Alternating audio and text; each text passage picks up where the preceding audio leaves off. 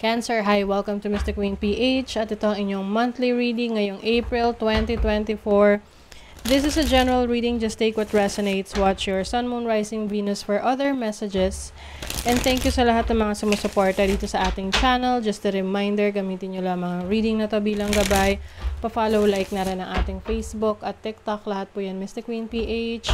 Like, share, subscribe, turn on post notifications para lagi kayong updated sa ating mga readings. And if you're interested in private reading, meron tayong 30% discount hanggang March 2024.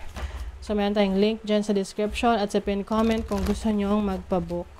Okay, let's see, Cancer, what's up with you ngayong April 2024. April 2024. Uy, this is your energy. Immerse. Energy of protection, being more sensitive, no? So, maaring mas lalo mong palalakasin ang iyong instinct, ang iyong intuition.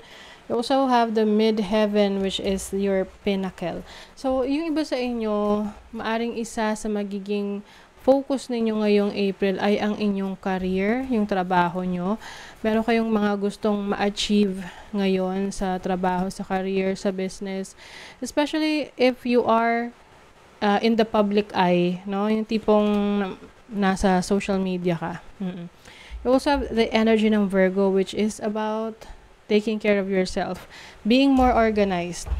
Kung dati medyo hindi mo alam kung ano yung uunahin mo ngayong April is mas meron direksyon, mas meron kang mas organized ka. Ngayong April sa mga gagawin mo, mas may time management ka para ma-achieve mo yung mga goals mo. Oo, isi-set mo kung ano yung mga priorities mo, ano yung dapat unahin, ano yung pwedeng sa makalawa na lang. Oo, para may ma-achieve ka talaga for this month. And I also see you becoming more parang mas makikilala. Oo, may level of fame, sa inyo. Pwedeng kayo ay, yun nga, nasa public eye. Pwedeng you will also be recognized sa inyong galing, sa inyong trabaho, sa business nyo, sa career ninyo. Merong rewards. Let's see your overall energy. You have the 3 of Wands and the 10 of Cups. Oh, this is expansion. Yung iba sa inyo, meron kayong pag-unlad sa aspeto ng family. So, yung iba pwedeng madadagdagan yung family member ninyo or maaring merong expansion sa home life ninyo, sa family life.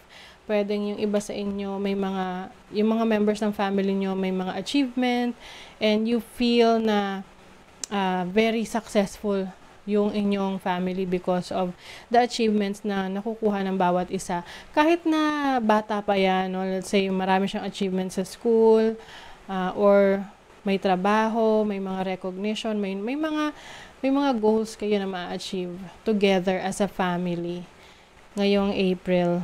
Yung iba naman, pwedeng merong achievement sa bahay, pwedeng meron kayong mabibiling bagong bahay, lupa, ganyan, for your family. There's definitely growth. Kung meron kang mga nasimulang trabaho, business, career, ngayong April makikita mo na yung pag-unlad niya, paglago. Kumbaga nagtanim ko ng mga nakaraang buwan, ngayon nakikita mo na mumulaklak na. O, isabihin malapit na mamunga. Let's see your challenge.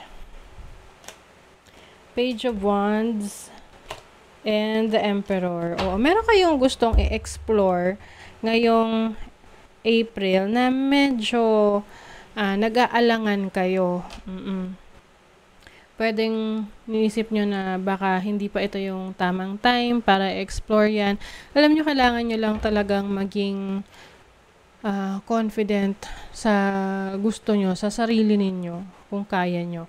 But of course, if you feel na hindi pa talaga, wag nyong ipilit. Kasi syempre naman, ano yan papakiramdaman mo rin naman yung sarili mo. And also, may mga signs din yan na magpapakita sa'yo. Ipapakita sa'yo yung senyales na, wag muna, o kaya, ipurso mo na, go na. Oo. Kasi pag meron kang gustong gawin sa buhay, ipurso. Pag nag-take ka ng action, kung para talaga sa'yo yan, if it's meant to happen, mabilis lang yung mangyayari. Pero kung hindi talaga para sa'yo, nako, napakabagal or parang laging may aberya, may mga delays. Kasi nga, yun yung senyales ng universe na, oops, that's not a good direction for you to go. Ganon. So, pay attention sa mga signs. Let's see your opportunity. Two of Swords. So, ayan, makakapag-decide ka na what's best for you. You also have the opportunity to express yourself. Yung pagiging totoo, no? Minsan kasi, meron tayong mga nararamdaman na kinikim-kim lang natin. Yung gusto natin sabihin. Pero hindi natin masabi kasi umiiwas tayo sa conflict.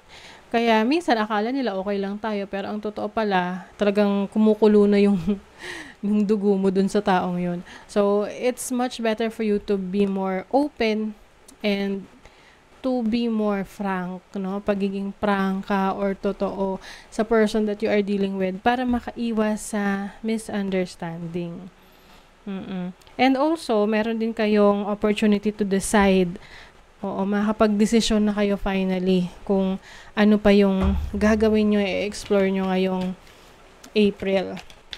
Especially kung yung iba sa inyo lilipat ng trabaho, iiba ng trabaho ng career or business. So, your blessing, wow, may wish fulfillment for you, Cancer. Yung iba sa inyo, merong travel opportunities, pagbabakasyon with your family, by the sea, no? Oo, may body of water dito, so maaring pupunta kayo sa beach, or sa tabing ilog, ganyan. You also have the Hermit card. So, mas gusto mo ngayon ng katahimikan ng isip. Oo. So, kung ikaw medyo maraming ginawa, medyo na-stress ka ng mga nakaraang buwan, ngayong April, you will have more time with yourself. Kumbaga, mas may peace of mind ka ngayong April.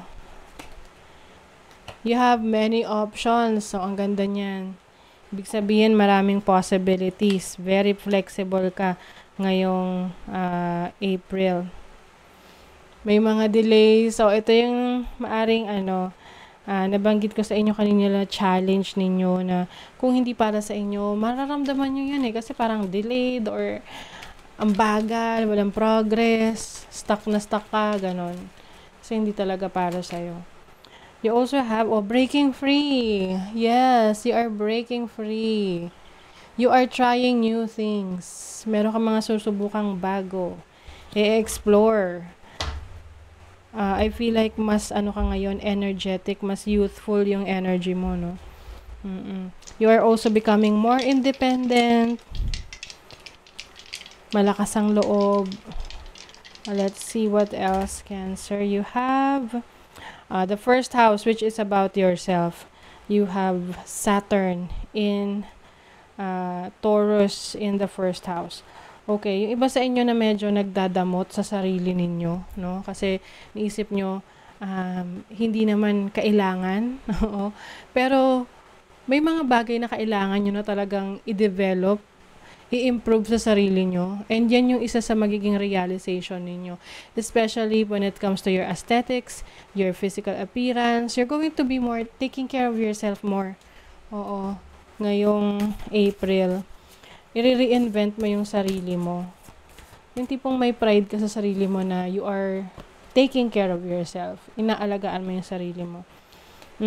Lioness, you've earned all your stripes. See, you're going to be very confident.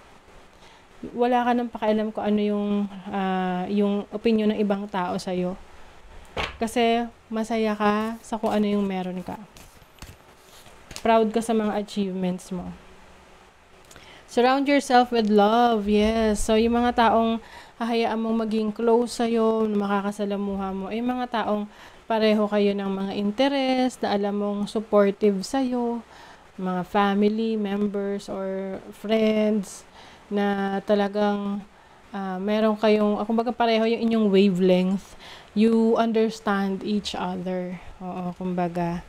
So, you will have the right people with you ngayong April. Maari ring may mga pag-uusapan kayo, i-update niyo yung isa't isa, may reunion, meron maaring mauwi rin sa collaboration, working with others ngayong April. Okay? So, that is your reading, Cancer. Thank you so much. Bye!